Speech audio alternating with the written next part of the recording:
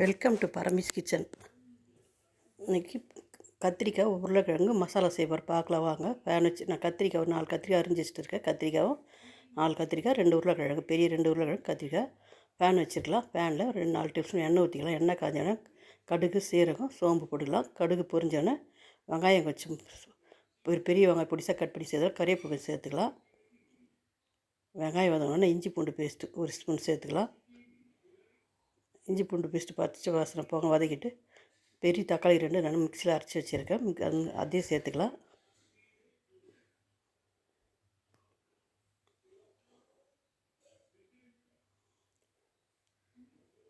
வெங்காய தக்காளி நல்லா வதங்கின பிறகு மஞ்சள் தூள் 1/2 ஸ்பூன் சேர்த்துக்கலாம். வெறும் மிளகாய் தூள் 1 டேபிள் ஸ்பூன் சேர்த்துக்கலாம். கரம் மசாலா 1/4 டீஸ்பூன் சேர்த்துக்கலாம்.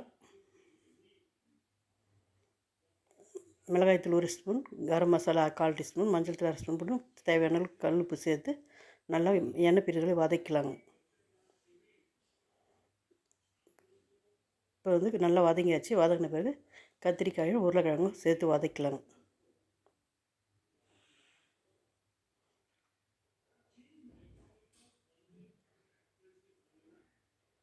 உருளைக்கிழங்கு கத்திரிக்காய் சேர்த்து வதக்கலாம். இது சாதத்துக்கு சப்பாத்தி கொஞ்சம் நம்ம இது தண்ணியாக வச்சிட்டோம்னா சாதத்துக்கு சப்பாத்திக்கு தோசைக்கெல்லாம் நல்லாயிருக்கும்.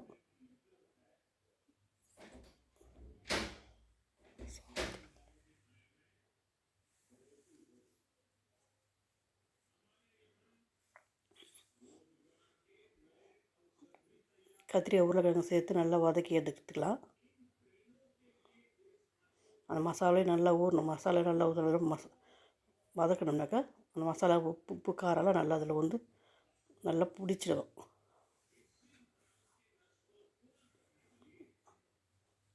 சிம்லேயே வச்சு வதக்கணும்.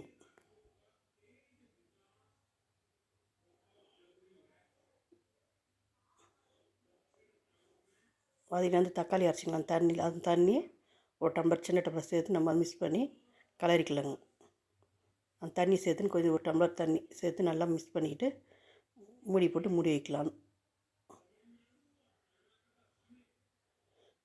புல் தீ வைக்காமல் சிம்லேயே வச்சு ஒரு 5 நிமிஷம் சிம்லேயே வச்சோம்னா நல்லா வெந்துடும்.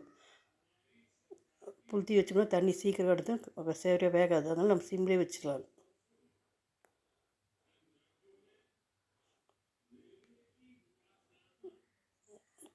நடுவில் திறந்து நம்ம அது மாதிரி கிளறி விடலாங்க. அடி பிடிச்சிடலான்னாக்கா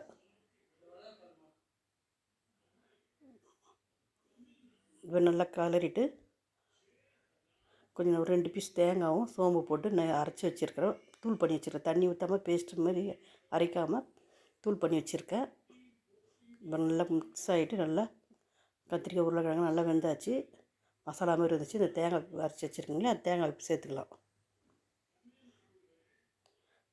நம்ம கிரேவி மாரி வேணும்னா தேங்காய் அரைச்சி ஊற்றலாம். நம்ம மசாலா மாரி வேண்டதில்ல. நம்ம தேங்காய் திருவில் 2 பீஸ் தேங்காய் திருவு சோம்பு போட்டு கொத்தமல்லி போட்டு நல்லா கிளறிட்டு இறக்கலாங்க. இந்த சாதத்துக்கு சப்பாத்திக்கு தோசைக்கெல்லாம் கூட நல்லாயிருக்கும். இது நல்லா மசாலா மாதிரி ஆகிடுச்சு. உருளைக்கிழங்கு கத்திரிக்காய் மசாலா ரெடி ஆகிடுச்சு. நீங்கள் செய்து பாருங்கள் எப்படி இருக்குன்னு. இந்த வீடியோ பிடிச்சா லைக் பண்ணுங்கள், ஷேர் பண்ணுங்கள், கமெண்ட் பண்ணுங்கள், சப்ஸ்கிரைப் பண்ணுங்கள். ஒரு பாத்திரத்தில் எடுத்து மாற்றி வச்சுக்கலாம்.